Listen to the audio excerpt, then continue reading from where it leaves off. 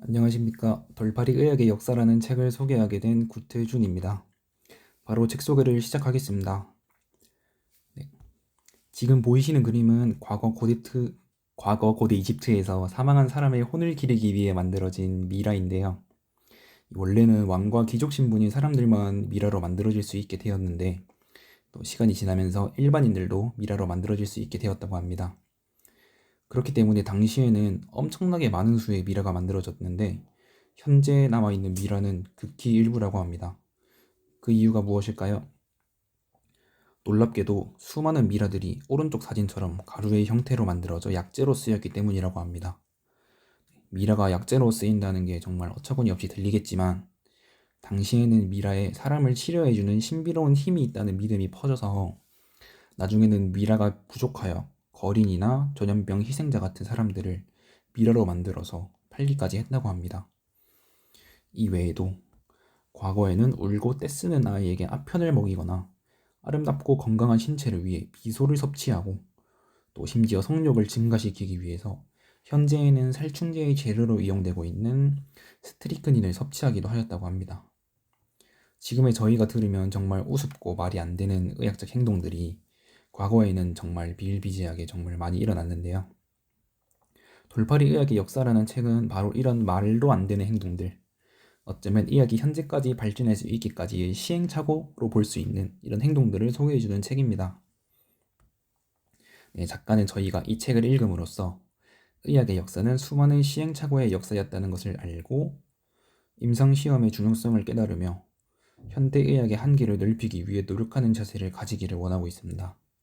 네, 이 세 가지를 명심하면서 책의 목차부터 한번 살펴보도록 하겠습니다. 이 책은 주지별로 총 5가지의 챕터로 나누어져 있는데요. 지금 1부에 쓰여진 것처럼 각 챕터별로 5개에서 7개 사이의 소재를 소개하고 있습니다. 여기서 각 챕터의 소주제끼리는 서로 개연성이 거의 없기 때문에 거의 챕터별로 모두 다른 별개의 에피소드가 나열되어 있다고 생각하시면 될 것 같은데요. 그래서 저는 시간 관계상 이 모든 에피소드들을 소개해 드리거나 또 책 전체의 내용을 하나로 요약하는 게 힘들어서 저는 이번에 가장 인상 깊게 읽은 에피소드인 1장의 수은 부분과 4장의 거머리들이라는 이 2개의 에피소드를 소개해 드리도록 하겠습니다. 먼저 1장 원소 파트의 수은입니다. 현재에서는 수은이 몸속에 쌓이게 되면 수은 중독으로 건강을 해칠 수 있음을 너무나 당연하게 알고 있지만 이런 지식이 없었던 과거에는 수은이 칼라멜이라는 형태로 만들어져서 의학적 목적으로 사용되었다고 합니다. 칼라멜은 16세기부터 20세기 초반까지 널리 사용되었으며 이를 섭취하면 이 대변을 배출하는 식으로 몸속을 비워내게 되고 또 침을 질질 흘리게 된다고 합니다. 캘러멜을 가장 빈번하게 사용하고 또 그 효능을 굳게 믿었던 의사로 이 벤자민 러시라는 인물을 꼽을 수 있겠는데요. 러시가 제안한 치료법을 보면 입으로 뇌 속의 자극물을 배출하고 장내가 비워지며 다른 증상보다 구강 통증을 신경 쓰게 된다고 쓰여 있습니다. 실제 수은에 중독된 사람을 보면 마치 광견병에 걸린 대형견처럼 침을 질질 흘리게 되고 배변 활동이 매우 활발해지며 치아를 잃고 턱뼈가 부식되며 뺨에 괴절 증세가 나타나 얼굴에 구멍이 뚫리고 혀와 잇몸이 드러나게 된다고 합니다. 하지만 당시에는 몸속에 나쁜 것들을 대변의 형태로든 아니면 침의 형태로든 어쨌든 배출이 된다는 건 무조건 긍정적인 신호라는 인식이 있었기 때문에 로시는 이런 충격적인 증상들에도 불구하고 수은의 효능을 아주 긍정적으로 평가하고 맹신하게 되었습니다.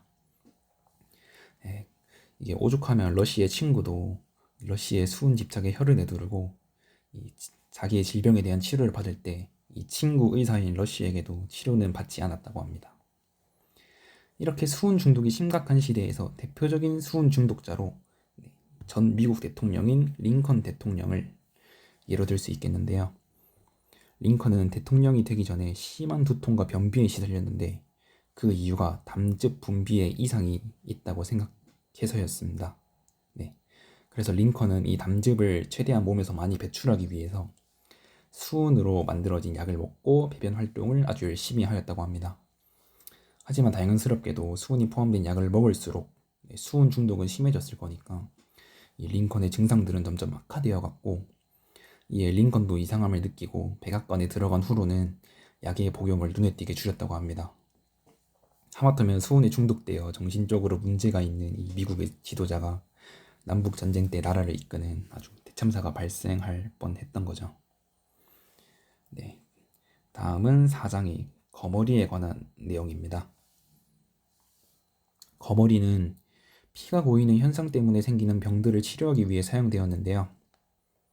네, 이 피가 고인 부분에 거머리를 물려서 그 피를 뽑아내게 하는 방식이었죠.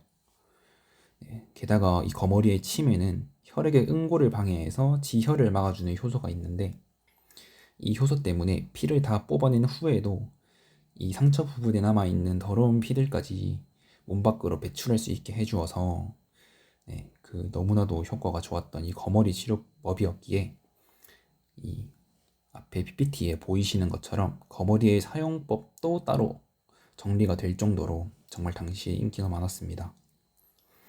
하지만 역시나 거머리 치료법에도 부작용이 있었는데요.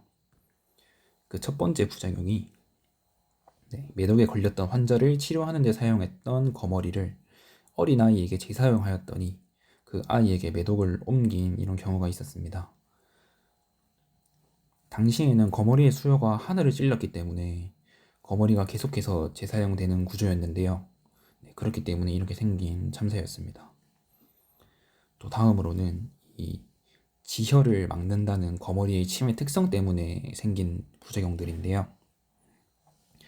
이제 2살밖에 되지 않는 어린아이가 과다출혈 때문에 사망한 경우도 있었고, 또 거머리에 물린 부분이 지혈이 되지 않기 때문에 아물지 않아서 다른 전염병에 노출되어서 다른 전염병에 걸리는 경우가 상당히 많았다고 합니다. 그리고 앞서 수은 치료법에 집착한 의사 러시처럼 이 거머리 치료법에도 집착하는 의사가 되게 많았다고 하는데요. 예를 들어서 한 환자에게 약 50마리의 거머리를 한 번에 묻힌다든가, 아니면 또 환자의 그 임지를 치료하기 위해서 환자의 고환에 130마리의 거머리를 붙인 경우도 있다고 합니다. 네, 이런 경우들과 더불어서 이 책에 소개된 또 다른 많은 경우들을 보면 공통적으로 엿볼 수 있는 부분이 이 수은이나 다른 마약성 식물과 같은 재료들을 임상시험을 거치지 않고 사용해서 발생하는 문제들이 많았고요. 또 마약류 약물이나 치료법에 대한 적절한 규제가 사회적으로 아직 마련되어 있지 않아서 과도하게 사람들이 마약에 노출되는 경우들이 상당히 많았습니다, 과거에는. 또 마지막으로는 현재에도 해당될 수 있는 특징이라고 저는 생각하는데요. 이 사회적 분위기에 휩쓸려서 아무 약물이나 치료를 의심 없이 받아들이는 경향이 강하다고 생각했습니다. 예를 들면 부모들이 이 수은이 들어가 있는 어린이 영양제 이런 거에 성분표를 꼼꼼히 살피지 않고 그냥 유명한 광고만을 보고서 아이에게 영양제를 섭취시키는 그런 경우가 되게 많았다고 생각됩니다. 이렇듯 저는 이 책을 읽으면서 어쩌면 당연하겠지만 너무 당연해서 잊고 있었던 임상실험의 중요성에 대해서 다시 한번 생각할 수 있게 되었고, 이런 것들에 더 신경을 써서 미래의 의학 분야에 조금이나마 보탬이 되어야겠다고 생각했습니다. 이상으로 발표를 들어주셔서 감사합니다.